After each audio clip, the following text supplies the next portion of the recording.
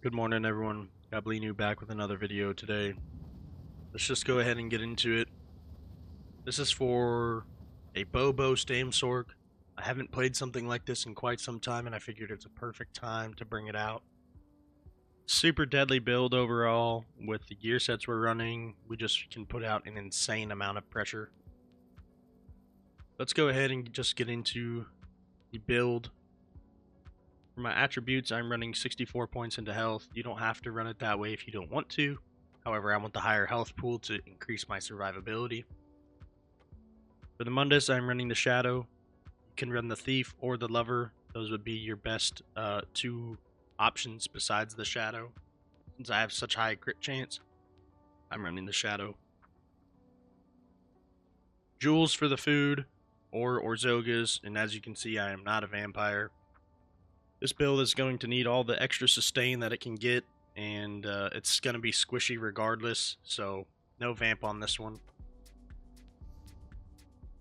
Let's go ahead and get into the gear. For my mythic option, I'm running Gaze of Sithis, Divines.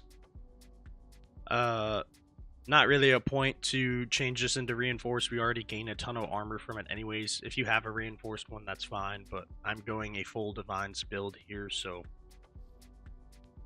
other mythic options are going to be Ring of the Pale Order.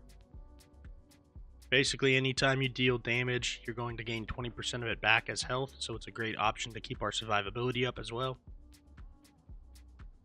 For our first set, this is going to be double barred, meaning it will be on at all times. We are running Reliquin. Anyone who knows Reliquin knows that in PvP it's an absolute gnarly set, especially if you're dueling. You can gain just tons and tons of damage from this. I think when I had dueled a buddy, these ticks were coming out at 1,000 a second, which is pretty strong. We are running a medium Divine's chest, Divine's shoulders, Divine's gloves, legs, and boots. The reason we are running all Divines here is because for our back bar set, we are running Rallying Cry. There we go. And we are running the Divine's Light Belt for that. We are running a infused necklace with a weapon and spell damage enchant, and a infused ring with a weapon and spell damage enchant. For our back bar weapon, we are running a Rallying Cry bow defending with a weapon damage enchant. And for our front bar set, we are running the Eagle-Eyed set. This is going to give us a ton of crit chance with our direct damage abilities, which is basically just about everything we do damage-wise. So, considering we also have crit surge, it's going to be a main source of our healing as well. As I said, you could go Pale Order and increase that healing even more if you want to. However, if you run Pale Order, you will just have to swap Gaze of Sithis probably with a one-piece Magma Incarnate instead on the helmet or the shoulder. Really could be either, but just make sure you have your Reliquin as your 5-piece still on your body. And then the Eagle Eye ring infused with a weapon and spell damage enchant will be our last piece to cover this. Let's go ahead and get into the skills. I'm running Crushing Weapon. Now the main reason I am doing this instead of running like Crystal Frags or Crystal Weapon is because I can free up the need to have Elisus. I don't need Elisus with this build if I run Crushing Weapon. If you want to, you can absolutely run Destruction Staff back bar, however I am choosing not to. Crushing Weapon for our main spammable. Camo Hunter for major prophecy and savagery. Bound Armaments. This is a pretty underrated skill. It does, at a 4 stack, it does quite a bit of damage, about 4k or 1.2k a piece on each hit. So if you can combo this with something like your Haunting Curse, your ulti, and your Crushing Weapon all hitting at relatively the same time, you can do pretty gnarly burst with this build, and that's not even including the Reliquin stacks. Haunting Curse is going to be a extra little burst option that we have. You want to keep this up at all times and make sure that they are constantly getting hit by it because it just is so strong.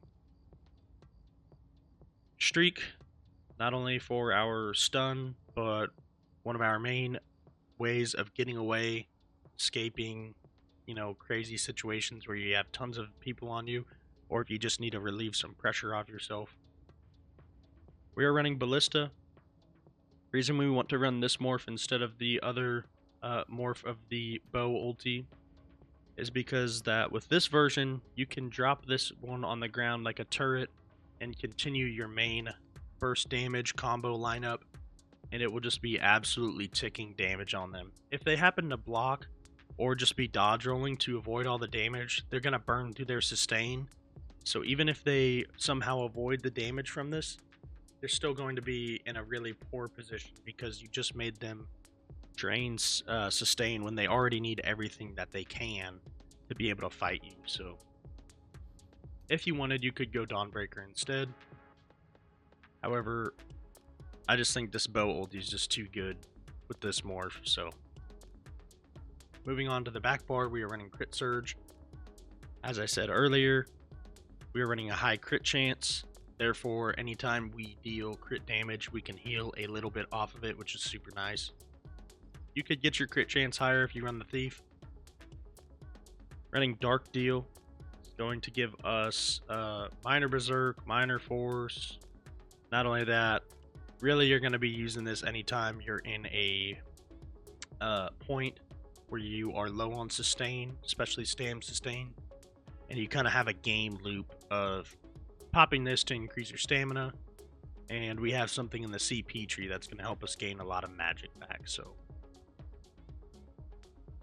we are running Hurricane for the Minor Expedition and Major Resolve buff. Really great skill as well, and the speed buff is nice just to kind of help us keep moving along. We don't need Major Expedition because with bow, when we do a dodge roll, we can gain Major Expedition. So we are running Resolving Vigor as always. You're going to need Minor Resolve, and this is a nice little stamina heal. For our healing ability, we are running Healing Soul. I really don't use this too much unless it's like an oh shit moment. We're running Druid's Resurgence and Major Vitality on this. If you don't have that, you could run the Encase Morph, Vibrant Shroud. However, if you have Scribing, it's just easier to run Healing Soul. Back bar ulti is Negate. There's really not a whole lot of other options I would put here. You could go Temporal for minor protection, but in any case, I'll leave that up to you guys. Moving on to the CP, we're running Duelist Rebuff, Fighting Finesse, Reaving Blows, and Ironclad. Now I will say this Reaving Blows, I've mostly just kind of been testing out with it and seeing how good it is. 7% is not really a whole lot. However, if you combine this with Pale Order and Crit Surge, we can gain a lot of healing back just from dealing damage, which is super nice. With all three of them combined, we can have essentially a nice little heal over time on us as long as we are doing damage, which with our sets, it kind of allows us to always put the pressure on the enemy. You only really get pressure put on yourself when you start fighting outnumbered. Just because the build is so squishy, you have to really be kiting a lot and consistently trying to keep your distance. But if you wanted to, you could take Reaving Blows off and run something like Deadly Aim or something like that. I'll really just leave that up to you. This is mostly a flex spot for me on this build. Moving on to the red tree, we are running Sustained by Suffering, Survival Instincts, Pain's Refuge, and Refreshing Stride. Now, Refreshing Stride is going to give us a ton of health and magic recovery whenever we are sprinting. So, with how this build plays and it being so kitey, as you can see, I have 1159 recovery, and then when I sprint, I gain that extra 500, and it gives a little bit more, I think, just because of how all the stuff gets calculated at the end. But you can see when we sprint, we gain a lot of health recovery and a lot of mag recovery. Not only that, that's not even with the potion. So with the potion on top, as you can see, we hit a lot of health recovery and really decent mag recovery, which is nice because the health recovery isn't really a main focus of this build. But since we're not vampire for a change, having that 2,400 basically tick every 2 seconds is a pretty nice little heal over time in essence.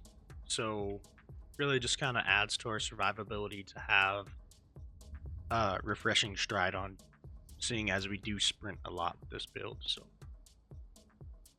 in any case, guys, that's pretty much it for the build. Here's just kind of a basic overview of everything. If you want to take a screenshot of this or whatever, feel free. It kind of just has everything listed here as you would need it. Overall, an extremely fun build though.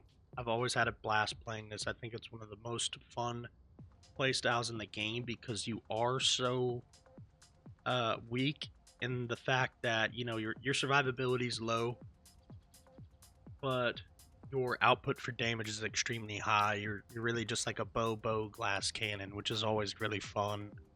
And you're fast, so I mean, what's not to like about that? In any case, guys, I got some gameplay for you, and I appreciate you watching as always. We'll see you on the next one. Alright guys, so before we get into the gameplay, I did want to showcase the rotation here for you really quick. So basically, we want to do all of our buffs as usual. Light attack between everything, start with Hurricane, Vigor, Crit Surge on the back bar.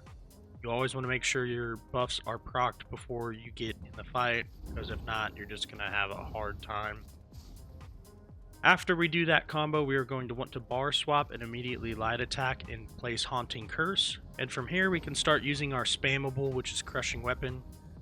Now, if you do the light attack skill with this, it still will work, even though it doesn't look like it. As you can see, he is being damaged by it. But if you look at the actual animation, it looks like the arrow hits before the skill goes off. That's not the case. It just happens to appear that way, but you can still do light attack skill. So let's go back through that again. And then we want to pop Haunting Curse.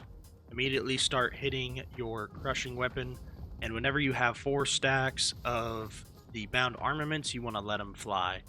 And that's basically it for the rotation. I'll go through it one more time, kind of more efficiently. And then from here, just keep repeating. Then we have 4 stacks, and you let them fly. That's basically it. When you have your ulti as well, you know, feel free to kind of do a combo like this. I'll showcase real quick. Haunting Curse, Crushing Weapon, drop bow ulti, streak into the enemy, and then let those bound armaments fly. That's going to kind of be your main burst rotation with that ulti. Now, if you didn't want to run that ulti, you could just do Dawnbreaker here instead, drop Dawnbreaker, and then do the same thing. However, up to you if you want to streak on them or just stun them with Dawnbreaker. In any case, that's basically it for the main rotation. I'll showcase it one more time. We want to go Hurricane, Vigor, Crit Surge, Light Attack Curse, Crystal Weapon, and that's basically it. As you can see, we're just kind of building our stacks of armaments up again and letting them loose. Always put Curse up as soon as it drops. And yeah, that's pretty much it. Anyways, like I said, got some gameplay for you guys to enjoy, and I appreciate you watching. We'll see you on the next one.